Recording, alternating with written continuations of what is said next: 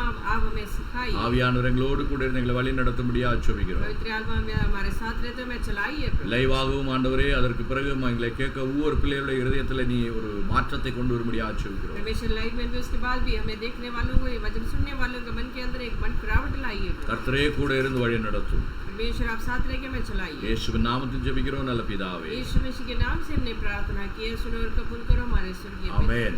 ஹalleluya. சேர்ந்து ஒரு பாடலை பாடுவோமாக. தேவனை நாம் துதிப்போம். मिलके गाना गाएंगे, परमेश्वर को स्तुति करेंगे। Hallelujah. Praise the Lord. Hallelujah. Hallelujah. Glory to Jesus. Hallelujah.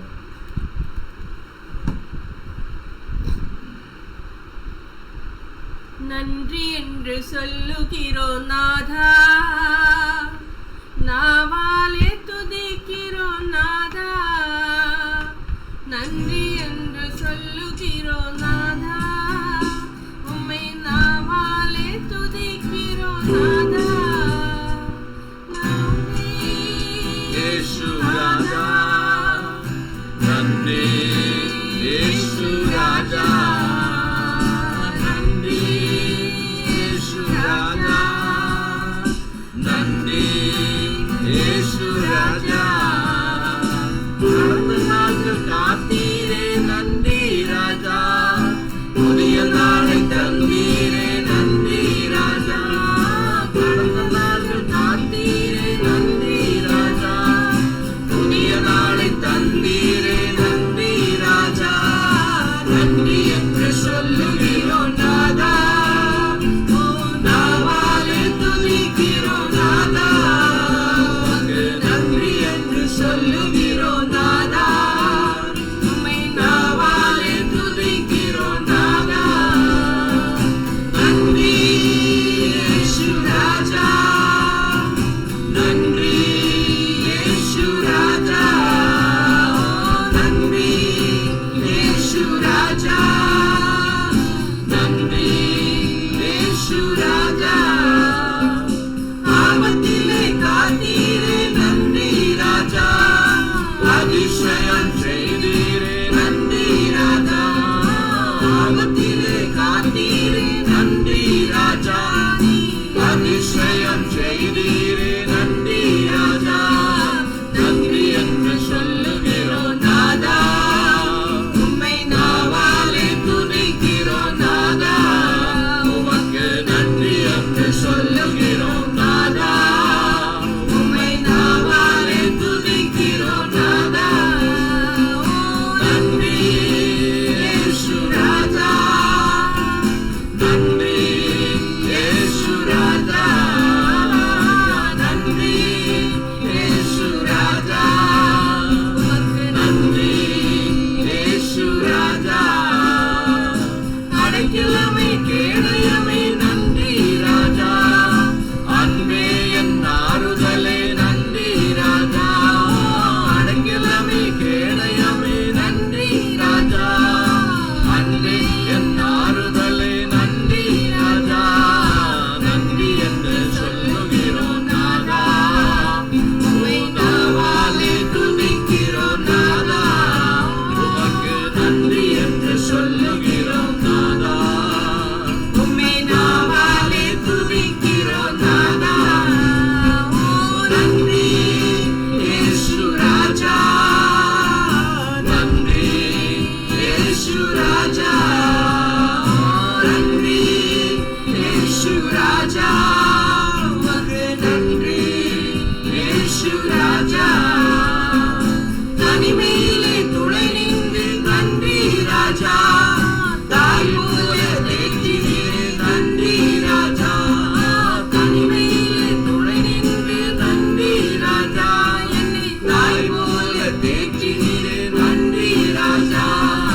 நன்றி என்று சொல்லுகிறோம் நாதா, உம்மை நாவாலே துதிக்கிறோம் நாதா. உமக்கு நன்றி என்று சொல்லுகிறோம் நாதா, உம்மை நாவாலே துதிக்கிறோம் நாதா. நன்றி இயேசு ராஜா, உமக்கு நன்றி இயேசு ராஜா, நன்றி இயேசு ராஜா.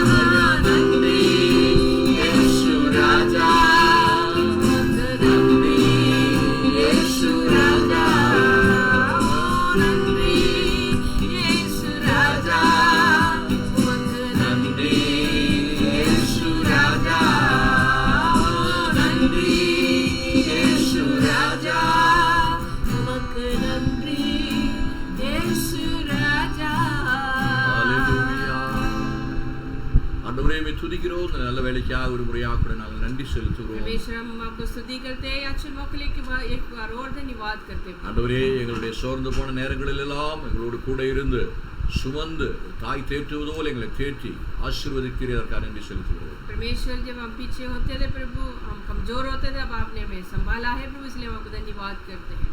ஹல்லேலூயா. உம்முடைய அன்பு ஆண்டவரே எங்களோடு கூட இருந்து வழி நடத்தினபடியால் நன்றி செலுத்துகிறோம். आपके प्यार हमारे धन्यवाद करते हैं. ஆண்டவரே, எங்களுடைய ஹல்லேலூயா ஸ்தோத்திரம். வாழ்க்கை பிரயாணத்தில் உம்முடைய ஆண்டவரே அன்பு வழி நடத்துதல் கிருபை அதில் இருந்தபடியால் நன்றி செலுத்துகிறோம். परमेश्वर हमारे जीवन में, हमारे चलने में, आने जाने में प्रभु आपके प्यार और महान कृपा और करुणा हमारे साथ बना रहा है, इसलिए धन्यवाद करते हैं. நேரத்திலே இந்த வசனத்தை கற்றுக்கொள்ளும்படியாக எங்களை இருதயங்களை திறக்கும்படியாக சொல்கிறோம். अभी आज के समय भी शाम के समय हमारे दिलों को खोल दीजिए प्रभु, ताकि हम आपके वचन को सीखने पाएं. ஹல்லேலூயா. எங்களோடு பேசுமையா. हमसे बात करें. அல்லேலூயா. எங்களுடைய ஞான கருவிகளை திறக்கும்படியாக சொல்கிறோம். परमेश्वर हमारे बुद्धि और ज्ञान की उस आंखों को खोल दे. எங்களை பார்க்கிறவர்கள் கேட்கிறவர்கள் ஆண்டவரே அந்த அறிவை பெற்றுக்கொள்ளும்படியாக அவர்களோடு அவர்களை ஆசீர்வதிக்கும்படியாக சொல்கிறோம். परमेश्वर में देखने वालों को और सुनने वालों को आप उनके भी आत्मा की उस आंखों को खोल எங்கள் दीजिए. மத்தியில் உலாவுகிற பரிசுத்த ஆவியானவர் அவர்கள் மத்தியில் உலாவும்படியாக சொல்கிறோம். हमारे बीच में पवित्र आत्मा की संगति प्रभु, उनके बीच में भी हमें சபை அதனுடைய பழைய ஆண்டவரே அந்த அனுபவத்துக்குள்ள ஆதிம ஆண்டவரே நூற்றாண்டுகளில் எப்படி சபை இருந்ததோ அவை அப்படியே சபை திரும்பி வரட்டும்.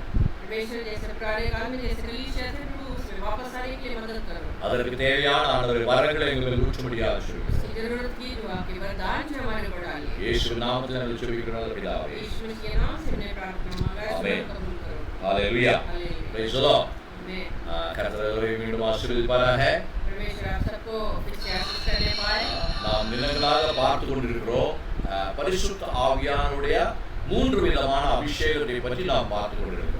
हम परमेश्वर के 3 तरीके के वरदान के बारे में सीख के आ रहे हैं. அந்த அபிஷேகத்துக்குள்ள அதில் வரக்கூடிய ஒரு பெரிய காரியம் என்ன என்று கேட்டால், उस अभिषेक के अंदर आने वाली क्या बातें क्या है? அந்த அபிஷேகத்துக்குள்ள தேவன் நம்ம மேல வருகிற பொழுது அந்த அபிஷேகத்தோடு சேர்ந்து தேவனுடைய வல்லமை, அதாவது தேவனுடைய வரங்களையும் நமக்கு கொடுப்பார். उस अभिषेक के साथ साथ परमेश्वर ने वरदान भी हमें देगा. ஹல்லேலூயா. இதை வந்து கொஞ்சம் மாற்றி சொல்ல வேண்டும் என்றால், அந்த 3 விதமான அபிஷேகத்தை முழுவதுமாக நாம் பெற்றுக்கொள்ளும் பொழுதே 3 तरीके के वरदान जब अभिषेक जब हम पाते हैं, அந்த வரங்களையும் ஆண்டவர் கொடுத்து விடுகிறார்.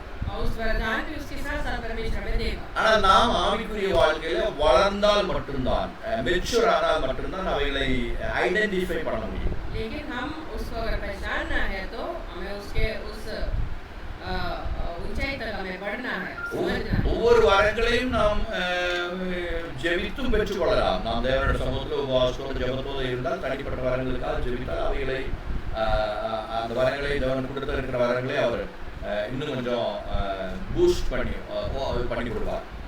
जब हम परमेश्वर के चरणों में अगर प्रार्थना करेंगे, उपवास करेंगे, तो परमेश्वर जो हमें दिया हुआ वरदान को और बढ़ा सकते हैं, या उसके वरदान को और आशीष में हमें ले जा सकते हैं. ஆனால் சத்தியம் என்ன அப்படின்னு கேட்டீங்கன்னா, அந்த ராஜகீய அபிஷேகத்தை பெற்றுக்கொள்ளுகிற பொழுது அந்த 9 விதமான வரங்களையும் தேவன் நமக்கு அந்த அபிஷேகத்தோட சேர்ந்து கொடுக்கிறார். सच्चाई क्या है कि जब हम उस राजकीय अभिषेक में अगर पहुंचोगे तो ये सारे वरदान जो परमेश्वर उसके साथ हमें देगा. அதுதான் சத்தியம். यह सच्चाई. அதுக்காக வரங்களுக்காக கிரைகளுக்காக நாம் உட்கார்ந்து உபவாசம் பண்ணி ஜெபிக்க வேண்டிய அவசியம் கிடையாது. மெயின் கீ என்ன அப்படின்னு கேட்டீங்கன்னா, அந்த ராஜகீய அபிஷேகம் தான். मुख्य बात क्या है कि हमें उस राजकीय अभिषेक में पहुंचना है, उसके साथ साथ सारे वरदान हमें मिले. அப்ப அந்த ராஜகீய அபிஷேகத்தை பெற்றுக்கொள்ளும்படியாக நாம் தேவ சமூகத்தில் காத்திருக்க வேண்டும், ஜெபிக்க வேண்டும், உபவாசிக்க வேண்டும். பரிசுத்த ஆவியானவருடைய நேரத்துக்காக நாம் அவர் மேலே நோக்கமாக இருக்க வேண்டும். हमें करना क्या है कि परमेश्वर के चरणों में इसलिए बैठना है कि हमें उस राजकीय अभिषेक में पहुंचने के लिए उसकी कृपा और अभिषेक पाने के लिए आपको प्रार्थना और अभिषेक. கடந்த நாட்களில் 2 காரியங்களை குறித்து நாம் சிந்தித்தோம். पिछले दिनों में हमने 2 बातें सीखा है. ஒன்றாவது காரியம் அந்நிய பாஷைகளை பேசுவது, அது எப்படி, அதனுடைய பிரயோஜனங்கள் என்ன அப்படிங்கிற காரியங்களை பற்றி அநேக வாரங்கள் நாம் தொடர்ந்து சிந்தித்தோம். पिछले दिनों में हमें अन्य भाषा बोलने की जरूरत और उसका खासियत क्या है करके हमने सीखा है. கடந்த வாரங்களில் தீர்க்க தரிசனம், ப்ரொஃபஸி என்ன அப்படிங்கிறத பற்றி சிந்தித்தோம். पिछले हफ्ते में ये भी सीखा है कि भविष्यवाणी क्या है. இன்னைக்கு அதை தொடர்ந்து அதாவது வார்த்தையின் வரங்கள் அப்படின்னு சொல்லக்கூடிய 3 வரங்கள்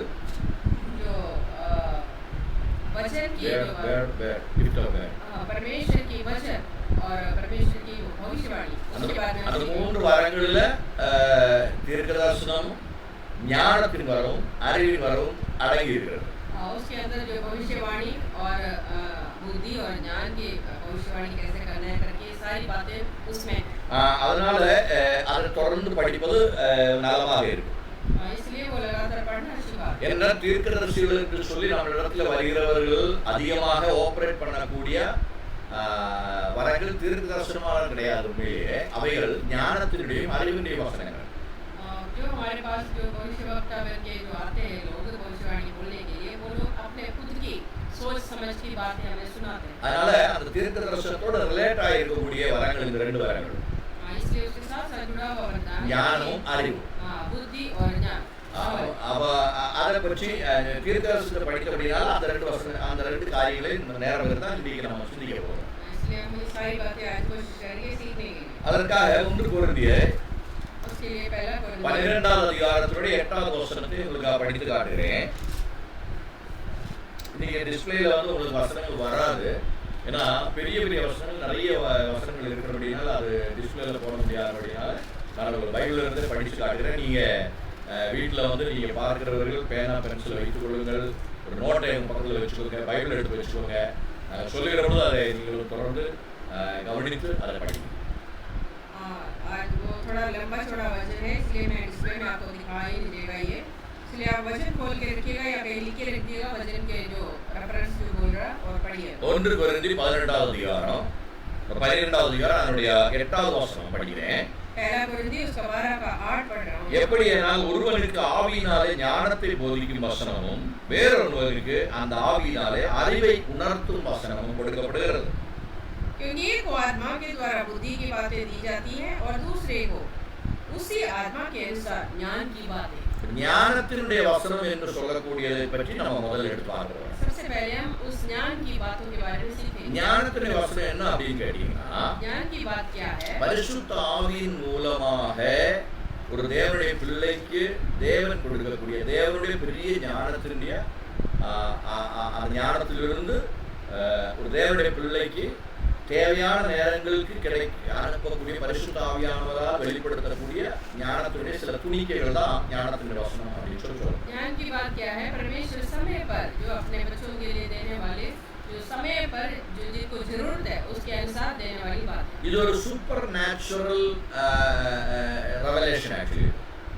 ये जो है बहुत हमारे समझ से परे है. मतलब हमारे समझ से भी बढ़कर हमें मिलने वाली दर्शन. நேச்சுரல் ரெவலேஷன் கிடையாது. நேச்சுரல் ரெவலேஷன் நீங்க புக்ஸ்ல படிக்கிறதோ மற்ற உங்களுடைய நாலேஜ்ல சில காரியங்களை நீங்க அறிவினால அறிந்து கொள்ள முடியும். அதை வைத்து நீங்க காரியங்களை சொல்ல முடியும். அப்படிப்பட்ட ஒரு காரியம் கிடையாது. ये जो हम वचन को पढ़ने के बाद हम अपने बुद्धि और समझ के द्वारा भी लोगों को भविष्यवाणी दे सकते हैं. लेकिन ये बात ऐसा नहीं है. இது எப்படின்னு கேட்டீங்கன்னா ஒரு முன்னாலே வரக்கூடிய ஒரு மனிதனை பற்றி அவருடைய கடந்த காலம் பாஸ்டன்ஸ் ஃபியூச்சரன்ஸ் எதையுமே நீங்க பரிசுத்த ஆவியினுடைய அந்த சூப்பர் நேச்சுரல் அதன் மூலமாக தெரிந்து கொள்ள முடியும். आपके सामने आने वाले एक व्यक्ति के जीवन के अंदर उसके जो उससे निकला हुआ बात जो पुराने काल में उसके जीवन में हुआ बात और जो अभी जो हो रहा है वो बात और आने वाले भविष्य में उसके जीवन में क्या होने वाले है सारी बातें आप पवित्र आत्मा के द्वारा हमको बता सकते हैं. அதனால அறிவினால கிடைக்கக்கூடியது கிடையாது. ये कोई आपके समझ और बुद्धि के साथ नहीं. ஏன் அறிவினால கிடைக்கக்கூடியது இல்ல அப்படின்னு சொன்ன காரணம் அப்படி கேட்டீங்கன்னா ये बुद्धि से नहीं होगा करके क्यों बताया? ஒருவேளை ஊழியத்துல வந்து சில अनेक வருடங்களாய் அனுபவம் இருக்கிறவங்க நிறைய பேர் இருப்பாங்க. क्योंकि बहुत लोग ऐसे हैं कि पासवान लोग ऐसे हैं कि सेवकाई में बहुत साल बीत गया होगा. விசுவாசிகள் அனுபவம் இருக்கக்கூடிய நிறைய பேர் இருப்பாங்க. विश्वासी लोगों के अंदर भी ऐसे 5 வருஷம் 10 வருஷம் 15 வருஷம் 20 வருஷம் ஆவிக்குரிய வாழ்க்கையில் அனுபவம் இருக்கக்கூடியவர்கள் இருப்பாங்க. 10 साल 15 साल 20 साल से जो परमेश्वर की कलीसिया के अंदर परमेश्वर की वचन सीखने का इसके अंदर अनुभव है. அந்த அனுபவத்தை வைத்துக் கொண்டு ஞானத்துடைய வசனத்தை நம்ம சொல்ல முடியாதுன்னு அர்த்தம். उस जो सीखा हुआ वचन के अनुसार हमें जो है भविष्यवाणी जो ज्ञान के बात नहीं बोल सकते. அது எப்படின்னு கேட்டீங்கன்னா பரிசுத்த ஆவியானவர் அந்தந்த நேரங்கள்ல உங்களுக்கு அதை வெளிப்படுத்தி கொடுக்கும்போது மட்டும்தான் நீங்க அதை என்ன பண்ண முடியும், புரிந்து கொள்ள முடியும். வேதத்திலிருந்து ஒரு சில உதாரணங்களை நான் உங்களுக்கு கொடுக்க ஆசைப்படுறேன். இயேசு கிறிஸ்துவினுடைய அந்த ஊழிய நேரத்துல அவரு சில அந்த ஞானத்தினுடைய வெளிப்பாடுகளையும் அறிவினுடைய வெளிப்பாடுகளையும் சொன்னார். அதை பற்றி உங்களுக்கு விளக்கி சொல்ல ஆசைப்படுறேன். யோவான் எழுதின சுவிசேஷம் 1ஆம் அதிகாரத்திலே 47 50 வரை இருக்கக்கூடிய வசனங்கள் முழுவதுமா உங்களுக்கு படிக்க மாட்டேன், 47 மட்டும் படிக்கிறேன், நீங்க நோட் பண்ணி வச்சுக்கிறீர்கள். 1ஆம் அதிகாரம் அவருடைய 47 மட்டும் நான் உங்களுக்கு படிக்கிறேன். நாத்தான்வேல் என்று சொல்லக்கூடியதான ஒரு மனிதனை, இயேசுவோட வயதுக்கு முதிர்ந்த ஒரு மனிதர் அவர்.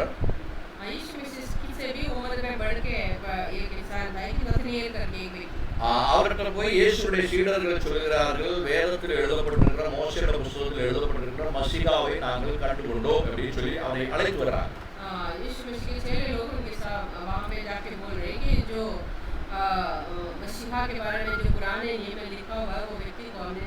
இயேசுடைய பக்கத்துல அவரை கொண்டு வந்த பொழுது, நாத்தான்வேலை கொண்டு வந்த பொழுது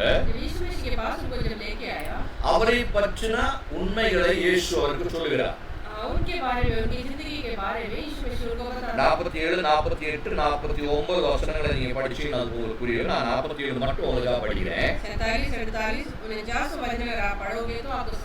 இயேசு நாத்தான்வேலை தன்னிடத்தில் வருவதை கண்டு அவனை குறித்து, இதோ கபடற்ற உத்தம இஸ்ரவேலர் என்றார். देखो ये सचमुच इस्राएली है, इसमें कपट नहीं है. आमेन, हालेलुया. பாருங்க, இயேசுக்கு நாத்தான்வேலை வந்து அதுக்கு முன்னால அவர் சரியா பார்த்தல, அவருக்கு தெரியாது இயேசு. यीशु मसीह जो है नातानवेल को इससे पहले नहीं देखा है, अच्छी तरह नहीं जानता. இயேசுக்கு நாத்தான்வேலை பற்றி சரியாக தெரியல. அவர் அறிமுகம் யார் சொல்லி வைக்கலாம், முதல்ல தான் வராரு. यीशु मसीह के पास वो सबसे अभी जो है पहली बार आ रहा है. यीशु मसीह से पहले उनको ना देखा. நாத்தான்வேலுடைய இதயத்துக்குள்ள ஆண்டவருடைய வெளிப்பாடுகளை பற்றி ஒரு தரிசனம் இருந்தது அவருக்கு. लेकिन उनके दिल के अंदर जो है उसके बारे में एक दर्शन था. மசிஹா என்ற சொல் ராஜா வருவார். மசிஹா एक राजा बन के आएगा. அவர் இஸ்ரவேல் ஜனங்களுக்கு ஒரு விடுதலை கொடுப்பார் என்று சொல்லியெல்லாம் வந்து அவருடைய இதயத்துக்குள்ள ஒரு உண்மையான விசுவாசம் இருந்தது, கபடமற்ற ஒரு விசுவாசம் இருந்தது. उनके अंदर एक ऐसा विश्वास है, एक मसीहा आएगा, राजा बन के और इस्राएल लोगों को छुटकारा देगा करके एक विश्वास था. அவர் ஹிப்போக்ரைட் இல்ல, ஒரு கபடம் இல்லாத ஒரு மனிதராக இருந்தார். वो कपटी नहीं था, एक सच्चा इंसान. ஏன்னா அந்த காலத்துல வந்து நிறைய பேர் வந்து கபட விசுவாசத்துல ஹிப்போக்ரைட்டா இருக்கக்கூடிய விசுவாசத்துல இருக்கிறவங்க நிறைய ஆட்கள் அந்த காலத்துல இருந்தாங்க. लेकिन उस समय में जो है बहुत सारे लोग ऐसे थे कि कपटी विश्वासी थे. யூதர்களுடைய மத்தியில வந்து அந்த பரிசேயர்களும் சதுசேயர்களும் இந்த நியாய சாஸ்திரிகள் எல்லாம் பாத்தீங்கன்னா எல்லாமே வந்து they are hypocrites. उस समय के जितने भी लोग थे, सदूकी और फरीसी जितने भी लोग थे, सब कपटी विश्वासी थे. எல்லாம் அந்த என்ன சொல்றது, அந்த யூதி பாரம்பரியமா இருக்கக்கூடிய வஸ்திரங்களை எல்லாம் போட்டு இருக்கிறாங்க, ஆலயத்துல போறாங்க, ஜெபம் பண்றாங்க, என்ன சொல்றது, அந்த யாகங்களை எல்லாம் செய்வாங்க, எல்லாம் செய்யறாங்க. ஆனா வந்து ஒரு மசிஹா அவருடைய ராஜா வருவார் அப்படின்னு சொல்லி தேவன் அவர்களுக்கு, பிதாவாகி தேவன் அவர்களுக்கு கொடுத்த வாக்குத்தத்தத்துக்கு மேல யாருக்குமே விசுவாசம் இருந்தது. उनको सब वो चर्च कलीसिया जाते थे, आराधना करते थे, प्रार्थना करते थे, भजन पढ़ते थे, सब करते थे, लेकिन उनके अंदर एक ऐसा विश्वास नहीं था कि एक राजा बन के आएगा, एक मसीहा आएगा करके उनको विश्वास. ஆனா வெளியில அவங்க சொல்லுவாங்க, लेकिन वो बाहर अपने मुंह से तो बताते உள்ள மனதுக்குள்ள ஒன்று வெளியில ஒன்று, அதுக்கு கபடம் அப்படின்னு சொல்றாங்க. उनके मन में कुछ था और मुंह से कुछ और बोलते. அதை இயேசு சொல்கிறார், அவரை பார்த்தோன்னு சொல்றார், இதோ கபடமற்ற உத்தம இஸ்ரவேலர். इसलिए नातानवेल को देख के यीशु मसीह ने बोला है कि ये सच्चा इस्राएली है, इसमें कपट नहीं है. நாத்தான்வேலுக்கு ஒரே ஆச்சரியம். नातानवेल बहुत अचंभित हो गया. இயேசு கேக்குறாரு, என்னை பத்தி உனக்கு எப்படி தெரியும்? मेरे बारे में आप कैसे जानते हैं? முதல்ல தான் நாங்க உங்களை பார்க்கிறோம். मैं पहली बार आपको देख रहा हूं. என்னை பற்றின காரியங்களை எனக்கு இருக்கக்கூடிய உண்மையை எப்படி கண்டுபிடிச்சீங்க அப்படின்னு சொல்லி ஆண்டவர் கேக்குறாங்க. वो यीशु मसीह से पूछ रहे हैं कि मेरे अंदर की बातें आप कैसे जानते हो? இது எப்படி இயேசு வெளிப்படுத்துகிறார் அப்படின்னு கேட்டீங்கன்னா, यीशु मसीह कैसे उनको प्रकट कर रहा है? இயேசுவுக்குள்ள ராஜரீக அபிஷேகம் இருக்கு. यीशु मसीह के अंदर राज्य की अभिषेक இயேசு தீர்க்கதரிசியாகவும் यीशु मसीह भविष्यवक्ता बन गए ராஜாவாகவும் அபிஷேகம் பெற்றுக்கொண்டவர். वो एक राजा बन के अभिषेक पाया हुआ व्यक्ति है. 3 விதமான அபிஷேகத்தை பெற்றுக்கொண்டவர். 3 तरीके के अभिषेक को पाया हुआ व्यक्ति है. ஆச்சாரியராகவும் தீர்க்கதரிசியாகவும் ராஜாவாகவும் இருக்கக்கூடிய அபிஷேகம் இயேசு மேலே இருந்தது. एक याजक का अभिषेक और राजकीय आचार्य दीर्घदर्शी और भविष्यवक्ता की अभिषेक राजा और राजा की மூன்று அபிஷேகம் இயேசுக்குள்ள இருந்தது. ये तीनों अभिषेक उनके अंदर. அதனால இந்த 9 வரங்களும் இயேசுக்குள்ள கிரியை செய்து கொண்டிருந்தது. इसलिए 9 वरदान जो उनके अंदर कार्य करता है. இயேசு வரக்கூடிய எதிர்காலங்களை பற்றி நடக்கக்கூடிய காரியங்களை எல்லாம் தீர்க்கதரிசனமாக சொல்றாரு நிறைய இடங்கள்ல. यीशु बहुत सारी बातें जो आने वाली बातें सारे भविष्य में होने वाली बातें उनको बताया. எப்படி நாம் ஆவிக்குரிய வாழ்க்கையில மாற வேண்டும் அப்படின்னு சொல்லி நீங்க இந்த மத்தேயு எழுதின சுவிசேஷம் அந்த 6, 7, 8 அத்தியாயங்களை 7, 8, 9 அத்தியாயங்கள் எல்லாம் படிச்சீங்கன்னா अगर आप मत्ती सुसमाचार उसका 6, 7, 8 चैप्टर अगर पढ़ोगे तो आप आत्मिक रीति से कैसे पढ़ना. மலை பிரசங்கங்கள் சொல்லி அதை வந்து நம்ம பார்க்கிறோம். மவுண்ட் சர்மன்ஸ் சொல்லி நம்ம படிக்கிறோம். वहाँ पे हम देखते हैं वो पहाड़ी समाचार पहाड़ी प्रचार करके हम देखते हैं. அதுல எல்லாம் பாத்தீங்கன்னா தீர்க்க தரிசனம் தான் ஆண்டவராக சொல்லுவார் எல்லாவற்றையும். सारी बातें होंगे भविष्यवाणी करके वहाँ पे बताते हैं. இப்ப பாருங்க இங்க நத்தானியேலை பார்க்கிறோம். நத்தானியேலுடைய இதயத்துக்குள்ள ஆவிக்குள்ள இருக்கக்கூடிய உண்மையை அவர் அப்படியே சொல்றார். अभी नतनएल को देखते हुए उनके मन के अंदर की सच्चाई की बात वो बता रहा. நத்தானியேல் ஆச்சரியப்படுறார் இயேசு இப்படி சொன்னோட. नतनएल बहुत अचंभित हो गया यीशु मसीह की बातें सुन. அது உண்மை एक्चुअली. ये सच्चाई की बात है. அவரு மற்ற கபடமான யூதர்களை போல இல்லைன்னா பரிசேயர்களை போல அல்ல. वो दूसरे यहूदी लोग या फरीसी लोगों के जैसा नहीं था. உண்மையிலே தேவனுடைய ராஜ்யத்தை எதிர்பார்த்து கொண்டிருக்கக்கூடியவர்.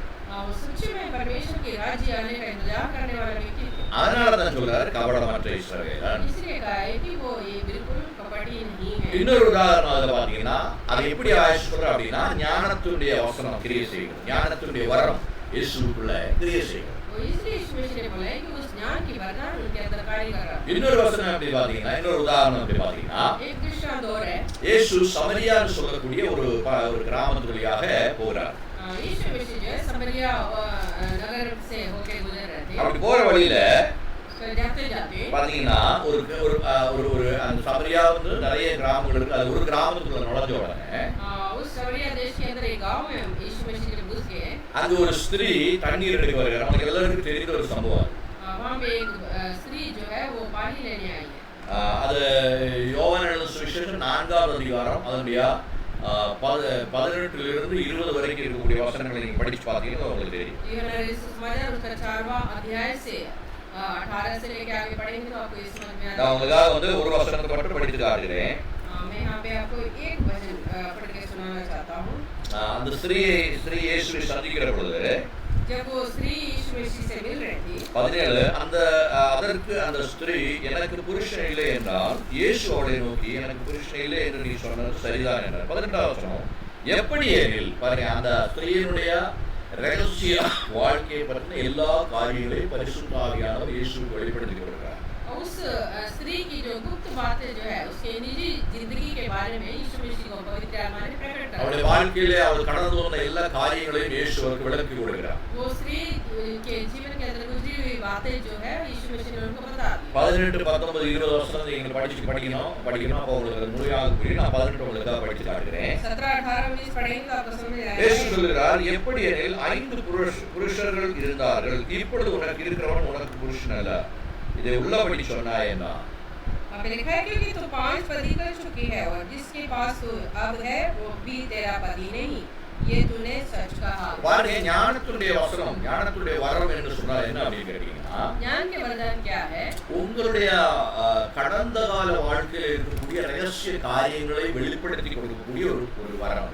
ये ज्ञान की बात ये है कि आपके बीती हुई बातें आपकी जिंदगी में बीती हुई बातों को बताना ये ज्ञान की बात है. இயேசு பாருங்க அந்த சமரியா ஸ்திரீயினுடைய பழைய நாட்களில் அவர் எப்படி வாழ்ந்தாரோ இப்பொழுது அவர் எப்படி வாழ்கிறார் அப்படின்ற காரியத்தை அப்படியே விளக்கி சொல்லுகிறார். यीशु मसीह उस स्त्री के बारे में वो पिछले उसके बीती हुई जिंदगी में वो कैसी थी और अभी कैसे रहती है करके सारी सारी बातें उनको बता दी। பாருங்க, அது கேட்ட உடனே அவளுக்கு பயங்கரமான ஒரு ஒரு ஒரு ஒரு ஆச்சரியம். ये सुनते ही उस स्त्री के अंदर स्त्री भी बहुत अचंभित हो गई, ஏன்னா இயேசு இதுவரைக்கும் அந்த ஸ்திரீயை பார்த்ததில்லை, ஸ்திரீ இயேசுவை பார்த்ததில்லை. क्योंकि अभी तक यीशु मसीह उस स्त्री से मिला नहीं। முதல் ஒரு சந்திப்பு அவங்களுக்கு, भी यीशु मसीह से कभी मिली नहीं। முதல் சந்திப்பு அவங்களுக்கு. ये सबसे पहली बार मिली। முதல் சம்பவிச்ச உடனே அந்த ஸ்திரீயுடைய வாழ்க்கையில என்ன காரியங்கள் நடந்து கொண்டிருக்கிறது என்பதை பற்றி இயேசு தெளிவாகவும் திட்டமாகவும் சொல்கிறார். लेकिन पहली बार मिलते ही उसके जीवन के अंदर क्या क्या हो रहा है करके यीशु मसीह ने उनको बता दिया। இந்த இடத்துல நான் ஒரு காரியம் உங்களுக்கு சொல்ல விரும்புகிறேன். यहाँ पे मैं आपको एक बात बताना चाहता எப்பொழுது हूँ। ஒரு தேவனுடைய பிள்ளை பரிசுத்த ஆவியானவர் மூலமாக எக்ஸ்பீரியன்ஸ் இல்லாத, அதை நான் திரும்ப எடுத்து சொல்றேன்னா, நிறைய பேர் எக்ஸ்பீரியன்ஸ் வச்சு சொல்லுவாங்க, அது தேவனுடைய காரியத்தை நடப்பிக்காது. बहुत लोग ऐसे जो भविष्यवाणी करते हैं कि वो अपने हिसाब से अपने सोच विचार के अनुसार बताते हैं, लेकिन वो परमेश्वर के कार्य को प्रकट नहीं कराते। பரிசுத்த ஆவியானவரால் வெளிப்படுத்தக்கூடிய ஞானத்தினுடைய வசனங்கள், கிருபைகள், வரங்கள் வெளிப்படுகிற பொழுது जब पवित्र आत्मा की अगुवाई में प्रकट होने वाली सारी बातें பாருங்க, அந்த தேசத்துக்குள்ள இல்லைன்னா அந்த சமரியா அந்த சிட்டிக்குள்ள பெரிய ஒரு எழுப்புதலே உண்டாயிடுச்சு. इसके द्वारा जो है उस देश के अंदर एक बहुत बड़ा बेदारी भी हो गया, பெரிய ஒரு வித்தியாசம் வந்துருச்சு. बहुत बदलाव आ गया। அந்த ஸ்திரீயானவள் போய் என்ன சொல்கிறார், அந்த கிராமத்தில் இருக்கிறவங்களுக்கு இயேசுவை பற்றி சொல்றாங்க, நான் இயேசுவை மசீகாவை சந்தித்தேன் அப்படின்னு சொல்றாங்க. ये बहन जो है जाके पूरे गांव में बता दिया कि मैंने मसीहा को देखा है। அதுக்கு பிறகு அவங்க வர்றாங்க, அந்த கிராமத்தில் இருக்கிறவங்க வர்றாங்க. उसके बाद गांव में जितने भी लोग हैं वो सब लोग இயேசு அவர்கிட்ட உபதேசம் கொடுக்கிறாரு. यीशु मसीह उनको प्रचार भी किया। இயேசுட்ட அவங்க சொல்றாங்க, நீங்க எங்க ஊர்லயே தங்கி இருங்க, எங்களுக்கு உபதேசம் கொடுங்க அப்படின்னு சொன்னா, இயேசு 2 நாள் சமரியாத ஊருக்குள்ள தங்கி இருந்தாங்க அப்படின்னு சொல்லி படிக்கிறோம். हम पढ़ते हैं कि यीशु मसीह वहां पे 2 दिन रहा और उनको समझाया करके हम देखते हैं। அப்ப நிறைய பேருடைய ரகசியங்களை இயேசு வெளிப்படுத்தி இருப்பார் நிச்சயமா.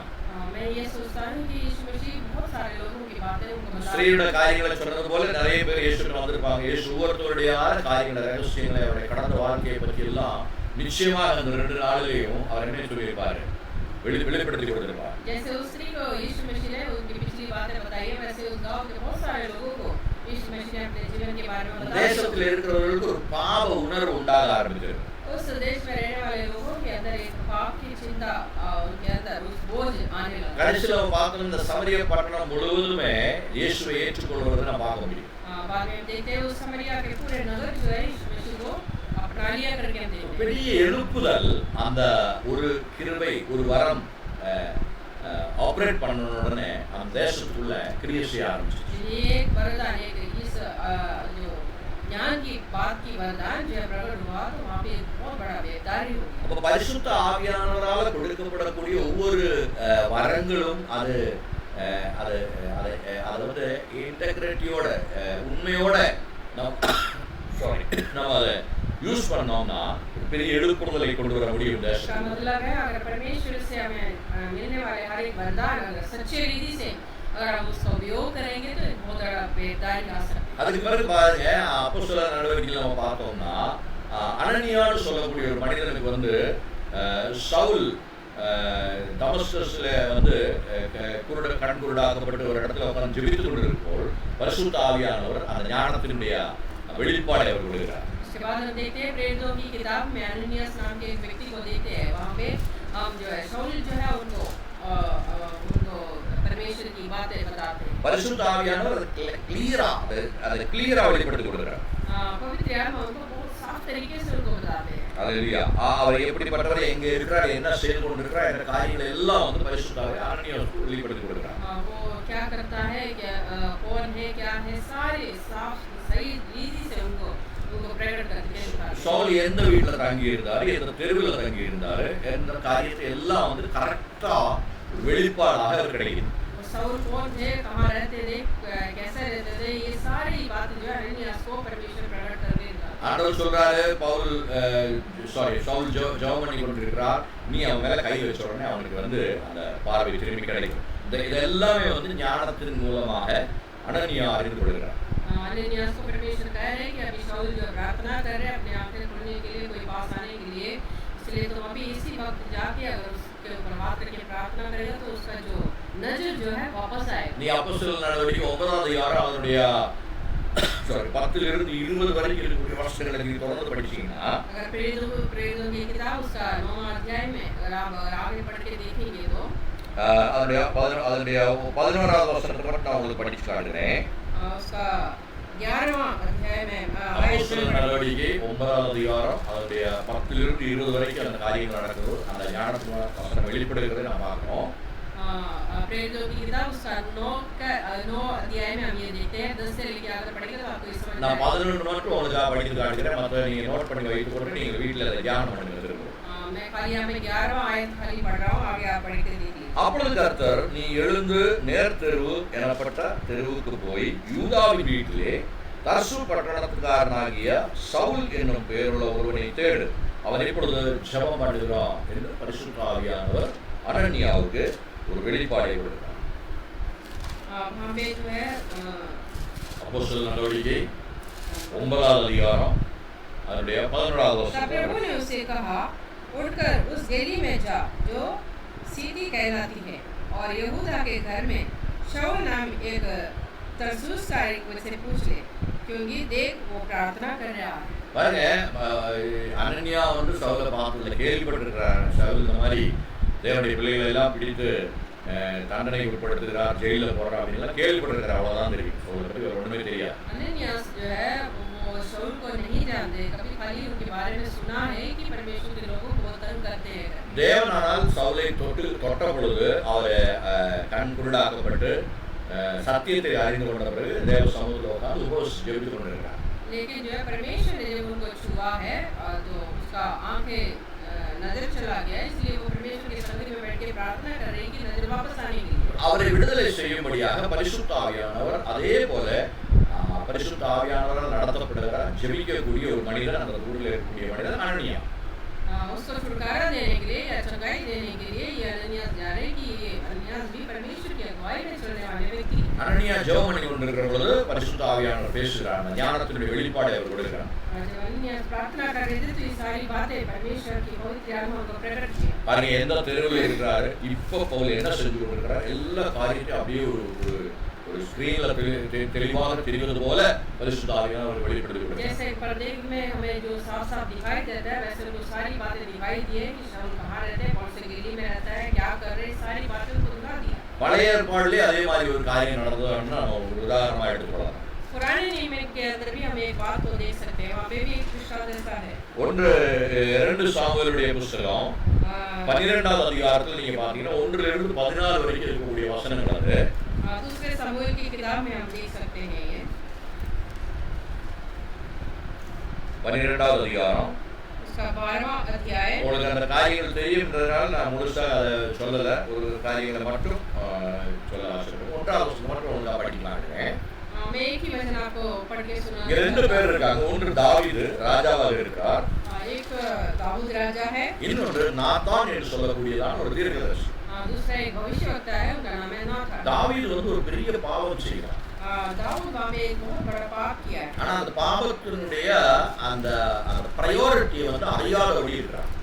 लेकिन उस पाप के बारे में वो अच्छी तरह नहीं जानते. तो நாத்தானுக்கு பரிசுத்த ஆவியானவர் அதை வெளிப்படுத்தி கொடுத்து அவரை தாவீது அரண்மனைக்கு அனுப்புகிறார். लेकिन जो है नाथान भविष्यवक्ता को उनके पास भेज के दाऊद को समझा रहे कि तूने कितना बड़ा पाप किया है करके. அது ஒரு உதாரணத்தின் மூலமாக தாவீதுக்கு நாத்தான் வெளிப்படுத்தி கொடுத்து தாவீது அதை உணர்ந்து தன்னுடைய தவறை உணர்ந்து கொள்கிறார். वो एक दृष्टांत के द्वारा नाथान भविष्यवक्ता उनको समझाते हैं, तो वो दाऊद राजा समझते हैं कि मैंने कितना बड़ा पाप किया. அரண்மனையில் இருக்கிறவங்களுக்கு மட்டும் தெரியக்கூடிய ஒரு ரகசியமான காரியம். उस राजमहल में रहने वाले लोग जानने वाली बातें थी. ஆனால் அது வந்து ஊருக்கு வெளியில இருக்கக்கூடிய ஒரு தீர்க்கதரிசி பரிசுத்த ஆவியானவர் வெளிப்படுத்தி கொடுக்கிறார். लेकिन उस देश के बाहर रहने वाले एक व्यक्ति को परमेश्वर को प्रकट करवा. அதனால தான் நான் சொன்னேன், இது வந்து நம்ம படிக்கக்கூடிய மேகசின் மூலமாகவோ ஒரு கிறிஸ்தவ புத்தகத்தை படிக்கிறது மூலமாகவோ கிடைக்கக்கூடிய ஒரு அறிவு கிடையாது. इसलिए मैंने आपको पहले बता दिया, ये कुछ किताबें पढ़ने के द्वारा मिलने वाली बात नहीं है. இது நம்மளுடைய எக்ஸ்பீரியன்ஸ் மூலமாக கிடைக்கக்கூடிய அறிவு கிடையாது. ये हमारे सामर्थ और ज्ञान की वजह से मिलने वाली बात नहीं है. புக்ஸ் படிக்கிறதுனாலயோ மற்றவர்களோட நிறைய நேரங்கள் பேசுறதுனாலயோ இல்ல டிபேட்ஸ் பண்றதுனாலயோ கிடைக்கக்கூடிய ஒரு அறிவு கிடையாது. ये जो है ज़्यादा बुक पढ़ने से या जो दूसरों के साथ ज़्यादा बोलचाल करने से मिलने वाली बात नहीं है। அது மட்டுமல்ல, இது வந்து வேதத்தை படிப்பது. சில பேர் வேதத்தை படிச்சா நிறைய வேதத்துடைய ரகசியங்கள் அவங்களுக்கு புரிந்து வரும், தெரிந்து வரும். ज़्यादातर लोग ऐसे कि अगर परमेश्वर की वचन को ज़्यादा पढ़ेंगे तो उनकी गहराई की बातें आप समझ सकते हैं। அப்படிப்பட்ட ஒரு காரியத்துக்காகவும் யூஸ் பண்ணக்கூடிய வரம் கிடையாது. இல்லைன்னா அப்படிப்பட்ட காரியங்கள் தெரிந்து கொள்வதை வெளிப்படுத்தக்கூடிய வரவும் கிடையாது. ये ऐसा भी कोई वरदान नहीं है। இது அந்தந்த நேரத்துல எப்ப அது தேவைப்படுகிறதோ அந்த நேரத்துல வசனம் சொல்லுகிறது, பரிசுத்த ஆவியானவர் தமக்கு சித்தமுள்ளபடி வரங்களை கொடுக்கிறார் என்று வசனத்துல படிக்கிறோம். वचन में पढ़ते हैं कि पवित्र आत्मा आपके इच्छा के अनुसार, अपनी इच्छा के अनुसार ये वरदान देता है। அதனால நம்ம வந்து நம்மளோட எக்ஸ்பீரியன்ஸை வச்சு இந்த வசனத்தை ஆப்ரேட் பண்ணலாம் அப்படின்னு நினைச்சா அது நடக்காது. इसलिए हम अपने बुद्धि के अनुसार इसको चलाए करके सोचेंगे तो नहीं होगा। அது ஒருவேளை ஒரு ஒரு மனிதன் ரொம்ப தேவையோட அந்த சத்தியத்தை தெரிந்து கொள்ளும்படியாக, இல்லைன்னா பாவ உணர்வு அவர் கிடைக்கும்படியாக ஒரு தனிப்பட்ட ஒரு எக்ஸ்ட்ரா எக்ஸ்பீரியன்ஸோட இருக்கக்கூடிய ஒரு நேரத்தில் அவருக்காக தேவன் பிரியப்பட்டு, பரிசுத்த ஆவியானவர் பிரியப்பட்டு அந்த அந்த வரத்தை இன்னொரு மேலே, தேவ பிள்ளை மேலே ஊற்றப்படுகிறார், இல்லைன்னா அந்த வரத்தை ஆப்ரேட் பண்ணுகிறார். ये जो है ये पवित्र आत्मा अपने इच्छा के अनुसार दूसरों के ऊपर ये वरदान डालते हैं। அதனால தான் நான் சொன்னேன், தீர்க்க தரிசனத்தோடு சேர்ந்து இந்த வரம் வருகிறபடினால इसलिए मैंने कहा है कि भविष्यवाणी के साथ-साथ ये वरदान நம்ம மத்தியிலே வந்து தீர்க்க தரிசனம் சொல்லக்கூடிய ஒரு 90% ஆஃப் ப்ரொஃபெட்ஸ், 95% தீர்க்கதரிசிகளும் ஞானத்தினுடையும் அறிவினுடைய வசனத்தை மிக்ஸ் பண்றாங்க. அதான் செய்யறாங்க. मैं आपको बता रहा हूँ, ये 95% जो भविष्यवाणी बोलने वाले जो भविष्यवक्ता लोग जो है, ये अपनी बुद्धि और सामर्थ्य को मिला के ये सारी बातें आपको बताते हैं। ஆனா இந்த ஞானத்தினுடைய வசனத்தின் மூலமாக என்ன நம்மளுக்கு கிடைக்குது, என்ன அறிவு, இல்லைன்னா அந்த வசனம், அந்த வரம் தேவன் மற்றவர்கள் கொடுக்கிறபடினால சபைக்கு தனிப்பட்ட முறையில் ஒரு மனிதனுக்கு என்ன பிரயோஜனம்? लेकिन ये वरदान से कि एक व्यक्ति को क्या, इस कलीसिया के अंदर के एक विश्वासी को क्या फायदा होता है? நீங்க அதுக்கு சில ரெஃபரன்ஸ் உங்களுக்கு கொடுக்குறேன், நீங்க எழுதி வைத்துக் கொள்ளுங்கள். मैं उसके लिए आपको कुछ रेफरेंस दे रहा हूँ, आप लिख के रखिएगा। நமக்குள்ளே இருக்கக்கூடிய பாவங்கள், சில நேரங்களில் வந்து நம்ம பாவம் செய்தால் அது பாவம் என்னன்னு தெரியாமல் இருக்கலாம். நாம் செஞ்ச பாவமா என்று தெரியாமல் ஒரு சூழ்நிலை இருக்கிறாங்க. தாவீது செய்தாரு, ஆனா தாவீதுக்கு அது பாவமாக தெரியாத ஒரு சூழ்நிலை இருக்கிறபடினால நாத்தானை அனுப்பி தேவன் அந்த பாவத்தை அவருக்கு குற்ற உணர்வை கொண்டு வந்தான். बहुत बार हम भी ऐसे हैं कि हमारे जीवन में अगर हम कुछ गलत करते हैं तो हम बहुत बार नहीं सोचते कि मैंने कोई पाप किया है करके। जैसे दाऊद के जीवन के अंदर हुआ है, उसने पाप किया था लेकिन नाथान को जाना पड़ा उनको समझाने के लिए, उसने पाप किया करके बताने के लिए। சில நேரங்களில் நம்முடைய வாழ்க்கையில் அப்படிப்பட்ட சம்பவங்கள் உண்டாகும். அப்பொழுது தேவன் இந்த வரத்தின் மூலமாக அந்த பாவ உணர்வை நமக்கு கொண்டு வருவார். हमारे जीवन के अंदर भी ऐसा मौका कभी आ सकता है, तो परमेश्वर अपने इस वरदान के प्रकट करके हमारे अंदर ऐसा एक पाप का चिंता डाले। தாவீதை பொறுத்த வரைக்கும் தாவீது செய்த பாவம் விபச்சாரமாக இருந்தது. அதனால பாவம் விபச்சாரம் மட்டும் பாவம் இல்ல, பரிசுத்த ஆவியானவருக்கு கீழ்ப்படியாமல் இருப்பது பாவமாக புதிய ஏற்பாடில் நான் படிக்கிறோம். दाऊद के जीवन के अंदर हम देखते हैं कि उसने विचार किया है करके, लेकिन वो भी बहुत बड़ा पाप है। लेकिन जो परमेश्वर को वचन के अधीन नहीं रहना वो भी एक पाप है। ஒருவேளை பரிசுத்த ஆவியானவர் சொல்லுகிறபடி தேவனுடைய வார்த்தைகளுக்கு படிப்பதற்காக நேரத்தை நாம் ஒதுக்காமல் இருக்கிறது பாவமாக தேவனுடைய சமூகத்தில் எண்ணப்படும். ये भी पाप हो सकता है। एक बार पवित्र आत्मा आपको अगुवाई कर रहा है वचन पढ़ने के लिए, लेकिन आप उस समय वचन नहीं पढ़ रहे, तो वो भी परमेश्वर के सामने एक पाप है। இல்லாட்டி தேவ சமூகத்தில் ஜெபிப்பதற்காக நேரத்தை ஒதுக்காமல் இருப்பது ஒரு பாவமாக பரிசுத்த ஆவியானவர் வெளிப்படுத்துவார். नहीं तो परमेश्वर ने जब आपको बताता है कि उकसाता है कि प्रार्थना करने के लिए, जब उस समय आप प्रार्थना नहीं कर रहे तो वो भी पाप करके पवित्र आत्मा आपको बताए। அதனால பொதுவாக சொன்னா பாவத்தை குறித்து, நம்முடைய குறைவுகளை குறித்து வெளிப்படுத்தி தரக்கூடிய ஒரு வரமாக இதில் கிரியை செய்கிறது. इसलिए मैं आपको बताया हमारे अंदर की कमी घटी प्रकट करने वाले वरदान। அதுக்கான ரெஃபரன்ஸ் நீங்க வேணா எழுதி வைத்துக்கொள்ளுங்க. 1 சாமுவேலுடைய புத்தகம், 2 சாமுவேலுடைய புத்தகம் நம்ம படிச்சோம். 12வது அதிகாரத்துல 1 இருந்து 10 வரைக்கும் இருக்கக்கூடிய வசனங்கள். पहला रेफरेंस है दूसरा शमूएल उसका 12 का 1 से लेकर 10 तक। இன்னொன்று வந்து அப்போஸ்தலர் நடவடிக்கை 5வது அதிகாரத்தினுடைய 1 இருந்து 11 வரைக்கும் இருக்கக்கூடிய வசனங்கள். दूसरा रेफरेंस है प्रेरितों की किताब उसका 5वां अध्याय उसका 1 से लेकर 11वां आयत तक। இரண்டாவது பாயிண்ட் என்ன அப்படின்னு கேட்டீங்கன்னா, दूसरी बात क्या है? பாவத்தினுடைய உணர்வு கிடைப்பது மட்டுமல்ல, पाप की जो बोझ हमारे अंदर आना ही नहीं, ஜனங்கள் தேவ சமூகத்துக்கு திரும்ப வேண்டும். ஜனங்கள் தேவனிடத்தில் திரும்பி வர வேண்டும். लोग जो है परमेश्वर की ओर मुड़ना भी है. அப்படி கொண்டு வருவதற்காகவும் தேவன் என்ன செய்கிறார்? இந்த வரத்தை உபயோகிக்கிறார். लोगों को अपनी ओर लाने के लिए परमेश्वर ये वचन का उपयोग, ये वरदान का उपयोग करता है. யோவான் சுவிசேஷம் 1ஆம் அதிகாரத்துல 47 இருந்து 50 வரைக்கும் இருக்கக்கூடிய வசனங்களை நீங்க படிச்சு பார்க்கலாம். यूहन्ना सुसमाचार उसका पहला अध्याय 47 से लेकर 50 तक पढ़ेंगे तो आप उसमें 4ஆவது அதிகாரத்திலே 18 இருந்து 20 வரைக்கும் நம்ம படிச்சோம். அந்த காரியத்தோட சேர்த்து நீங்க பார்க்கலாம். उसके साथ-साथ यूहन्ना सुसमाचार उसका 4 का 18 से 20 तक. பாருங்க, தேவ சமூகத்துக்கு அந்த ஸ்திரியை கொண்டு வரும்படியாக இயேசு கிறிஸ்துவானவர் அந்த ஞானத்தின் வரத்தை என்ன பண்ணுகிறார்? ऑपरेट பண்ணுகிறார். हमने वहां पे देखा है कि उस समय स्त्री को अपने वश में लाने के लिए, अपने उस अनंत राज्य में लाने के लिए यीशु मसीह ने बातें बताया. அது மட்டுமல்ல, நம்மை வழி நடத்தும்படியாக நம்முடைய ஆவிக்குரிய வாழ்க்கையில முன்னேறி செல்வதற்கு தேவையான ஆலோசனைகளை கொடுத்து வழி நடத்தும்படியாகவும் தேவன் சில நேரங்களில் பரிசுத்த ஆவியானவர் தன்னுடைய ஞானத்துடைய வசனத்துடைய ஒரு பகுதியை தீர்க்கதரிசிகளுக்கு கொடுக்கிறார். दूसरी बात है कि हम आत्मिक जीवन में अपने बढ़ोतरी पाने के लिए, हमारे जीवन में आत्मिक रीति से आगे बढ़ने के लिए भी हमें ये वरदान मिले. சில நேரங்களில் நம்ம சோர்ந்து போய்விடுகிறோம். சோர்ந்து போகக்கூடிய நேரங்களில் நாம் சோர்ந்து விசுவாசத்திலிருந்து கீழே விழுந்து விடாதபடி இருக்கும்படியாக தீர்க்கதரிசிகளின் மூலமாகவோ சபையில் இருக்கக்கூடிய பரிசுத்த ஆவியானவரால் நடத்தப்படக்கூடிய நல்ல ஆவிக்குரிய தேவ ஜனங்கள் மூலமாகவோ தேவன் ஞானத்தின் வசனத்தை கொடுத்து நம்மை பலப்படுத்துவார், தேற்றுவார். बहुत बार ऐसे है कि हम निराश हो जाते हैं अपने जीवन के अंदर. उस निराशा के समय में कलीसिया के कोई व्यक्ति के द्वारा या परमेश्वर के कोई भविष्यवक्ता के द्वारा हमारे अंदर एक ऐसा भविष्यवाणी करके हमें तसल्ली दिलाएगा कि हम आगे बढ़ सकते. 1 ராஜாக்களின் புத்தகம் 19ஆம் அதிகாரத்தில் 9 இருந்து 18 வரை இருக்கக்கூடிய வசனங்களை அதற்கான ரெஃபரன்ஸ் வைத்து நீங்க படித்து தெரிந்து கொள்ளலாம். उसके लिए राजाओं की किताब उसका पहला अध्याय, पहला फर्स्ट किंग 19 अध्याय उसका 19 का 9 से लेकर 18 तक. அதை நீங்க படித்து ரெஃபரன்ஸா நீங்க வைத்துக் கொள்ளலாம். ये आप लिख लीजिएगा अपने पास. அடுத்து எதிர்காலத்தை பற்றி தெரிந்து கொள்ளும்படியான காரியங்களை ஞானத்தின் வரத்தின் மூலமாக பரிசுத்த ஆவியானவர் வெளிப்படுவதற்கான வாய்ப்புகள் உண்டு. आगे कि हम अपने भविष्य के बारे में सीखने के लिए, बताने के लिए, समझने के लिए भविष्यवक्ताओं के द्वारा हमसे बात करते हैं. அதே ரெஃபரன்ஸ் நம்ம திரும்ப எடுத்து பார்க்கலாம். பவுல் வருகிற நாட்களில் என்ன செய்ய வேண்டும், சவுல் பவுலாக மாறுகிற பொழுது என்ன செய்ய வேண்டும், ராஜாக்கள் முன்னாலேயும் அநேக தேசங்களிலேயும் போய் எனக்கு சாட்சியாக நிற்கும்படியான ஒரு பாத்திரமாக நான் அவனை தெரிந்து கொண்டேன் என்று சொல்லி அனனியாசுக்கு பரிசுத்த ஆவியானவர் அந்த ஞானத்தை வெளிப்படுத்துகிறார். வருகிற நாட்களில் எதிர்காலத்தில் பவுல் அப்படின்னு சொல்லக்கூடிய என்ன செய்வார் என்பதை வெளிப்படுத்துகிறார். उस शाऊल के बारे में वो अपने जीवन के अंदर आगे अपने भविष्य में क्या क्या करेगा करके शाऊल से बदल के वो जब पौल बन जाएगा तो उसके जीवन के अंदर क्या होगा, वो राजाओं के सामने खड़ा हो जाएगा, परमेश्वर के बारे में बहुत लोगों को समझाएगा करके हम देखते हैं.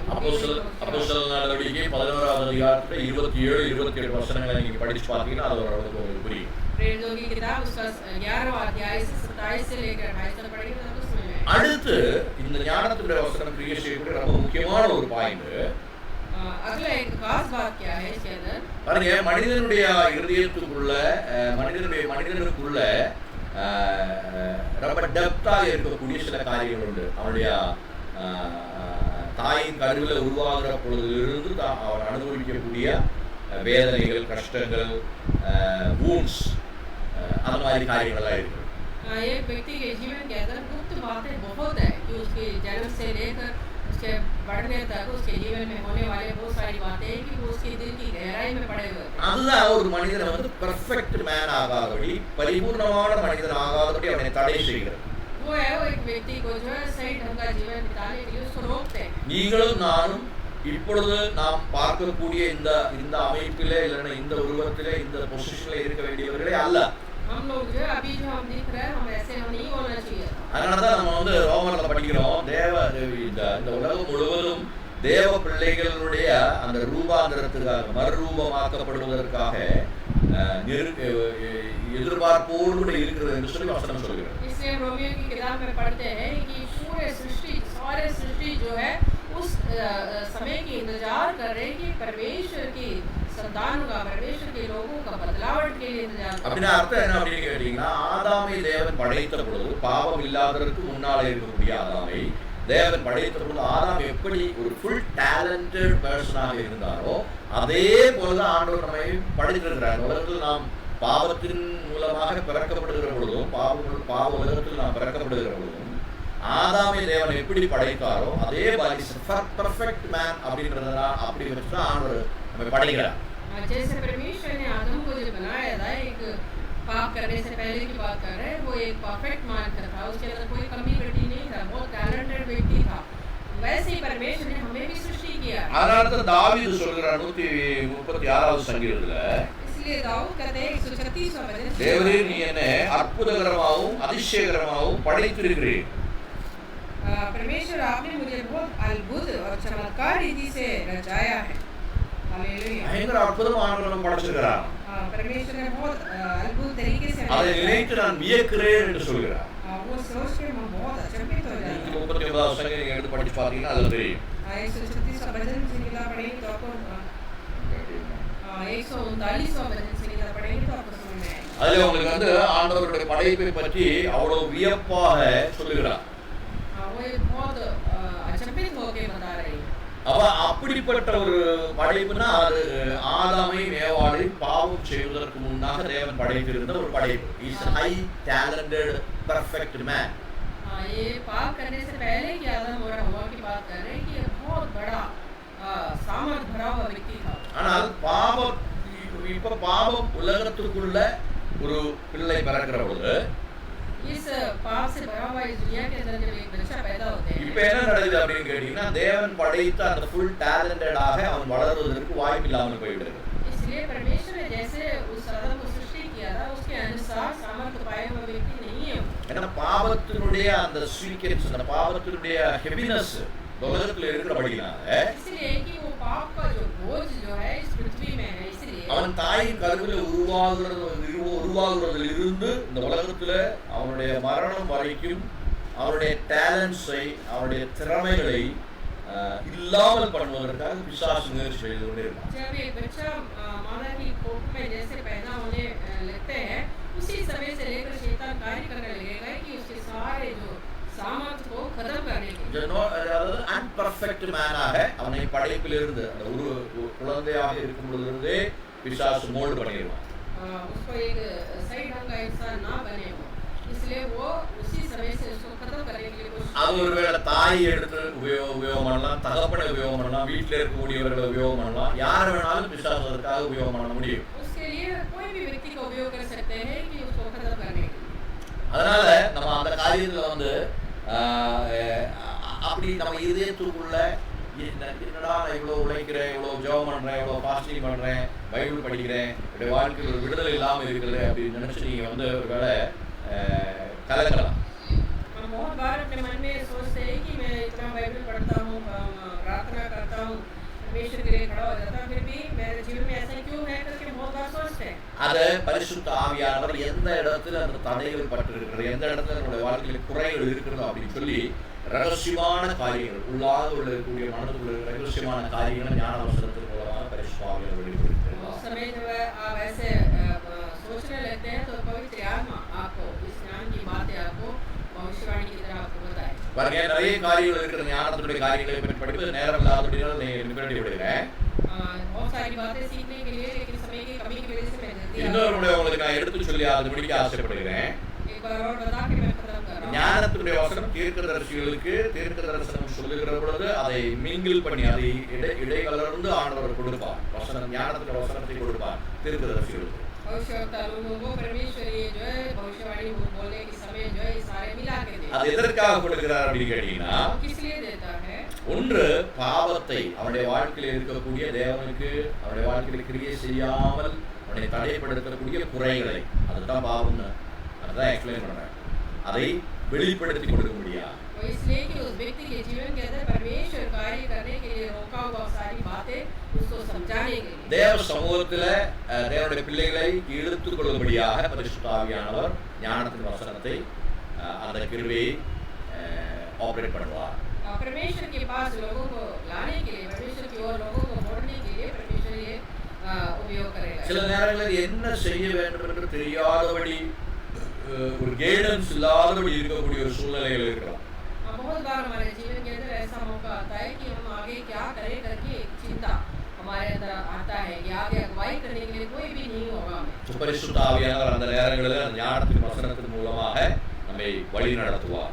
तो पवित्र आत्मा उस समय हमें परमेश्वर के उस ज्ञान की बातों के द्वारा हमारा अगुवाई करे। சோர்ந்து போகக்கூடிய நேரங்களில் நம்முடைய சோர்வுகளை மாற்றி உற்சாகப்படுத்தும்படியாக பரிசுத்த ஆவியானவர்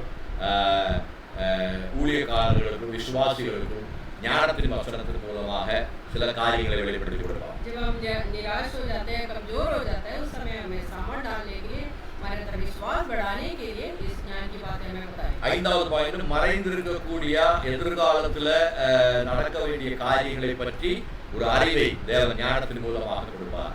पांचवा बात है कि हमारे अंदर जो भविष्य में होने वाली बातें हमें बताने के लिए भविष्यवाणी के द्वारा बताएं। அடுத்து நம்முடைய வாழ்க்கையில நாம் முன்னேற முடியாதபடி தடையா இருக்கக்கூடிய காரியங்களை வெளிப்படுத்தி தரும்படியான ஒரு அறிவை பரிசுத்த ஆவியானவர் இருதயத்தின் ஆழத்தில் இருக்கக்கூடிய தடைகளை வெளிப்படுத்தும்படியாகவும் ஞானத்தினுடைய வரத்தை பரிசுத்த ஆவியானவர் கிரியை பண்ணுகிறார். छठवीं बात है कि हमारे अंदर जो पिछले जीवन में हमारे जो बीती हुई बातों को, जो गुप्त बातों को हमें समझाने के लिए, परमेश्वर की आशीष हमारे ऊपर आने के लिए रोकता हुआ बातों को हमें समझाने के लिए बातें बताएं। நிறைய பேர் இதெல்லாம் தெரிஞ்சுக்கிறதே இல்லை. बहुत लोग ये सारी बातें नहीं समझते। சாதாரண விசுவாசியாக வாழ்ந்தவருடைய வாழ்க்கை முடிந்து போகிறது. एक साधारण विश्वासी बन के रहते हो, उनका जीवन खत्म हो। ஆனால் தேவன் ஒரு தேவனுடைய பிள்ளை அல்லது ஒரு மனிதனை தேவ சமூகத்தில் கொண்டு வருகிற பொழுது लेकिन परमेश्वर जब अपने पास एक व्यक्ति को लेके आते हैं, இந்த கிருபைகளை அந்த அபிஷேகத்தை ஊற்றி இந்த அபிஷேகத்தின் மூலமா இந்த கிருபைகளை ஊற்றுவதற்கு காரணம் என்ன அப்படின்னு கேட்டீங்கன்னா, उनके अभिषेक के द्वारा ये सारा वरदान देने का कारण क्या है? நான் யாருன்னு நான் முதல்ல தெரிந்து கொள்ளணும். सबसे पहले आपको ये समझना है कि मैं कौन हूँ। நான் யாருன்னு தெரிந்து கொள்ள சரியாக தெரிந்து கொள்ளக்கூடிய ஒரு மனிதன் இந்த பூமியில வெற்றி உள்ள ஒரு வாழ்க்கை வாழ முடியும். मैं कौन हूँ करके समझने वाला व्यक्ति जो है इस पृथ्वी के अंदर एक विजय का जीवन जी सकते हैं। எதை பற்றியும் கவலைப்பட வேண்டிய அவசியமே கிடையாது மனிதனுக்கு. कोई भी बातों के ऊपर चिंता करने की जरूरत नहीं। அதனால மத்தேயு எழுதின சுவிசேஷம் 6வது அதிகாரம் 33வது வசனத்தில் ஆண்டவர் சொன்னாரு, इसलिए मत्ती सुसमाचार उसका 6:33 आयत में ऐसे कहा है, முதலிலே தேவனுடைய ராஜ்யத்தையும் நீதியையும் தேடுங்கள். पहले तो परमेश्वर के राज्य और धर्म को खोजो। பாருங்க, தேவனுடைய ராஜ்யமும் நீதி என்ன அப்படின்னு கேட்டீங்கன்னா, பரிசுத்த ஆவியானவரால் வெளிப்படுத்தி கிடைக்கக்கூடிய தேவ ராஜ்யத்துடைய ரகசியங்கள் தான். परमेश्वर का राज्य और धर्म क्या है? पवित्र आत्मा के द्वारा प्रकट किया हुआ बातें। அந்த ரகசியங்களை நீங்கள் தெரிந்து கொள்கிற பொழுது वो गुप्त बातों को आप समझोगे। ஆண்டவர் 6வது அதிகாரத்தை நீங்க படிச்சு பார்த்தீங்கன்னா, உலக பிரகாரமாக வாழ்வதற்காக உலக பிரகாரமாக இருக்கக்கூடிய ஜனங்கள் முயற்சி பண்ணுகிறார்கள். காலையிலிருந்து சாயங்காலம் வரைக்கும் அயராது உழைக்கிறார்கள். बहुत लोग हैं दुनिया में जो ऐसे लोग हैं, हम देखते हैं सुबह से शाम तक लोग कोशिश कर रहे हैं कि अपने जीवन को आगे बढ़ाने के लिए। சில நிறைய பணம் சம்பாதிக்கிறாங்க. बहुत लोग कमाई कर रहा है, ஆனா பணம் சம்பாதித்தாலும் சில நேரங்கள் அந்த பணம் அவருக்கு பிரயோஜனமாக போறதில்லை. लेकिन वो पैसा जो कमाया हुआ पैसा बहुत बार उनके जीवन में काम नहीं आता। இயேசு சொன்னார், ஒரு மனிதன் இந்த உலகத்தை முழுவதும் அவன் அந்த உலகத்துக்கு முழுவதும் ராஜாவாக அதுதான் அந்த உலகத்தை முழுவதும் சுதந்திரித்துக் கொண்டாலும் यीशु मसीह कहता है कि एक व्यक्ति इस पूरे दुनिया को भी पाए तो भी இருந்தாலும் அவனுடைய ஆத்துமாவை இழந்து விட்டான். அவனுக்கு என்ன பிரயோஜனம்? अगर उसकी आत्मा को खो दिया तो क्या फायदा है? அது அர்த்தம் என்ன அப்படின்னு கேட்டீங்கன்னா, மனிதன் பூமியில பிறக்கிறவர்கள் அவன் யார் என்ன என்பதை பற்றி சரியான ஒரு ஒரு ஒரு தரிசனம், ஒரு வெளிப்பாடு அவனுக்கு கிடைக்கலன்னா, एक व्यक्ति इस पृथ्वी में जन्म लेते हैं तो उसके जीवन के अंदर एक ऐसा दर्शन नहीं है कि वो कौन है करके। ஒரு மிருகம் வாழ்வதை போல மனிதன் வாழ்ந்து செத்து விடுவான். एक जानवर जैसा वो एक जीवन बिता के खत्म हो जाए। மனிதன் மிருகம் அல்ல. इंसान जो है जानवर नहीं। வசனம் சொல்லுகிறது, தேவன் தன்னுடைய சாயலிலும் தன்னுடைய ரூபத்திலும் மனிதனை படைத்தான் என்று சொல்லி. वचन में पढ़ते हैं परमेश्वर ने अपने रूप और स्वरूप में इंसान को बनाया। எந்த ஒரு மிருகத்தையும் தேவன் தன்னுடைய ரூபத்தில் படைத்தார், சாயலில் படைத்தார் என்று வேதத்தில் சொல்லவே கிடையாது, மனிதனை தவிர. इंसान के अलावा कोई भी जानवर को परमेश्वर ने अपने रूप और स्वरूप में बनाया करके हम नहीं देखते। நிறைய தத்துவங்கள், தத்துவ சாஸ்திரங்கள் எல்லாம் மனிதன் ஒரு மிருகம் தான் அப்படின்னு சொல்லி எல்லாம் நிறைய அதை மிங்கிள் பண்ண பார்க்கறாங்க. लेकिन बहुत वैज्ञानिक लोग और ऐसे बातें जो बताते हैं कि इंसान जो जानवर से रूपांतर हुआ है, लेकिन ऐसा नहीं है। ஆனா அது அது பிசாசுடைய தந்திரம் உண்மையிலே சொன்னோம். ये अगर सही बताऊं तो ये शैतान का एक चाल है। மனிதன் தேவனுடைய ரூபம். परमेश्वर का रूप है कि इंसान எந்த மிருகத்தினுடைய ரூபத்தில் மனிதனுக்கு தேவன் தன்னுடைய ரூபத்தை எந்த மிருகத்திற்கோ எந்த பறவைக்கோ எந்த மீனுக்கோ பூமியில வாழக்கூடிய மற்ற எந்த பிராணிகளுக்கும் தன்னுடைய ரூபத்தை கொடுக்கவே கிடையாது. परमेश्वर ने कोई भी जानवर को या कोई पंछी को कोई मच्छी को परमेश्वर ने अपना रूप और स्वरूप नहीं दिया। தேவன் தன்னுடைய ரூபத்தையும் சாயலையும் கொடுத்தது ஒரே ஒரு ஜீவனுக்கு மட்டும்தான், அதுதான் மனிதன். परमेश्वर ने अपना रूप और स्वरूप एक ही चीज को दिया, वो है इंसान। அதனால தான் தேவன் அவருடைய வார்த்தையை கொடுத்திருக்கிறார். इसलिए परमेश्वर ने अपना वचन दिया। அந்த வார்த்தையின் மூலமாக அந்த வெளிப்பாடுகளை பெற்றுக்கொள்ளக்கூடிய மனிதன் அவன் வெற்றியுள்ள மனிதனாக வாழும். परमेश्वर के वचन के द्वारा उस वचन को पढ़ के अपना दर्शन को आगे बढ़ाता वो एक जीत का जीवन जी सकते हैं। அபிஷேகம் என்பது வெற்றியுள்ள வாழ்க்கை வாழ்வதற்காக தேவன் கொடுக்கக்கூடிய தேவனுடைய gift. ये अभिषेक जो है परमेश्वर ने इसलिए दिया है कि जीत भरा हुआ जीवन जीने के लिए। அந்த அபிஷேகத்துக்குள்ள இருக்கக்கூடிய காம்போ blessings தான் நம்ம பார்க்கக்கூடிய அந்த நவ கிருபைகள் வரங்கள். इस अभिषेक के अंदर मिला हुआ सारी बातें हैं, ये जो नव अभिषेक वरदान जो है। ஒருவேளை முழுவதுமாக நாம் அதை தெரிந்து கொள்ளவோ அதில் வெற்றி பெறவோ முடியாவிட்டாலும் ஓரளவுக்காவது தெரிந்து கொண்ட நம்முடைய வாழ்க்கையில நம்ம ஒரு 50% சக்சஸ். अगर आप पूरी तरह उसको नहीं समझ पा रहे या कर नहीं पा रहे तो आप थोड़ा बहुत अगर उसको समझे उसके अनुसार जिए तो आप थोड़ा बहुत आप अपना जीवन को जय जीवन जी सकते हैं। இன்னும் ஞானத்தின் வசனத்தை பற்றி நிறைய காரியங்கள் இருக்கிறது. நேரம் முடிந்து விட்டபடியால் நான் முடித்துக் கொள்கிறேன். आगे भी बहुत सारी बातें हैं कि ज्ञान की बातें बताने के लिए, लेकिन अभी समय खत्म हो गया इसलिए मैं தேவ சித்தமாக இருந்தால் அடுத்த வார புதன்கிழமை நாம தொடர்ந்து இந்த காரியங்களை சிந்திக்க போறோம். परमेश्वर की इच्छा है तो अगले बुधवार को हम इसी को आगे बढ़ाएं। நீங்க கொடுக்கக்கூடிய ரெஃபரன்ஸ்களை நீங்க தொடர்ந்து படியுங்கள், தியானம் பண்ணுங்கள், இன்னும் ஆழமாக தேவனுக்கு இதை வெளிப்படுத்திக் கொடுங்க. आज मैंने आपको रेफरेंस दिया है, उसको आप पढ़िए और परमेश्वर आगे आपको और समझाएगा। கண்களை மூடுவோம், ஜெபிப்போம். अपनी आंख में बंद பரலோக करिए। பிதாவே, இந்த நல்ல வேலைக்கு நன்றி செலுத்துகிறோம். स्वर्गीय पिता, इस समय के लिए तुझसे धन्यवाद। இந்த வார்த்தையிலிருந்து ஆண்டவரே நிறைய ரகசியங்களை தெரிந்து கொள்ளபடியாக நல்ல தருணத்தை எங்களுக்கு தந்தீரே, நன்றி. परमेश्वर आपके वचन से बहुत सारी बातें सीखने के लिए हमारे जीवन में दिया हुआ मौके के लिए धन्यवाद। ஆண்டவரே, எங்களுடைய இதயங்களை திறந்தீர், எங்களை கேட்டவருடைய இதயங்களை திறந்தீர், அதற்காக நன்றி செலுத்துகிறோம். परमेश्वर आपने हमारे दिलों को खोला है और जो हमें सुनने वालों के दिलों को खोला है, इसलिए धन्यवाद। கேட்கப்பட்ட ஒவ்வொரு வசனங்களும் எங்களுடைய வாழ்க்கையிலே கிரியை செய்யப்படும். परमेश्वर सुना हुआ हर एक वचन जो हमारे जीवन के अंदर कार्य करने वाला பரிசுத்த है। ஆவியானவர் ஆண்டவரே அதற்காக முன்மழையை பின்மழையை ஊற்றி அதை தளிர்விட உயிர் பெற கிரியை செய்யும்படியாக சொல்கிறேன். परमेश्वर पवित्र आत्मा समय पर उनके ऊपर बारिश भेज के उसको फल लाने के लिए कृपा करिए। இந்த வசனம் கேட்கக்கூடிய ஒவ்வொரு தேவ பிள்ளைகளையும் இயேசுவின் நாமத்திலே நாங்கள் ஆசீர்வதிக்கிறோம். परमेश्वर वचन सुना हुआ हर एक लोगों को, आपके बच्चों को हम यीशु मसीह के नाम से आशीष देते இயேசுவின் हैं। நாமத்திலே நாங்கள் ஜெபிக்கிறோம் நல்ல பிதாவே. यीशु मसीह के नाम से हमने प्रार्थना की। ஆமென், ஆமென். ஹல்லேலூயா. हालेलुया। God bless you. ஆண்டவரை ஆசீர்வதிப்பாராக. ஆமென். ஞாயிற்றுக்கிழமை ஆராதனை இருக்கிறது. காலையில் 10 மணியிலிருந்து 10:30 12:30 மணி வரைக்கும் நீங்கள் எங்களோடு சேர்ந்து ஆராதிக்க முடியும். லைவ்ல நீங்கள் ஆராதனையில் கலந்து கொள்ள வேண்டும் என்றால் நீங்கள் கலந்து கொள்ள முடியும். உங்களுக்கு ஜூம் லிங்குகள் அனுப்பப்படுகிறது, ஐடி அனுப்பப்படுகிறது, அதில் நீங்கள் கலந்து கொள்ள முடியும். अगर परमेश्वर की आराधना दे रही है तो अगले इतवार को फिर परमेश्वर की उसमें आराधना होगी और आप शामिल हो जाइए उसमें और आशीष पाएंगे। தேவனுடைய ஆசீர்வாதம். परमेश्वर आपको आशीष करे। आमेन। आमेन।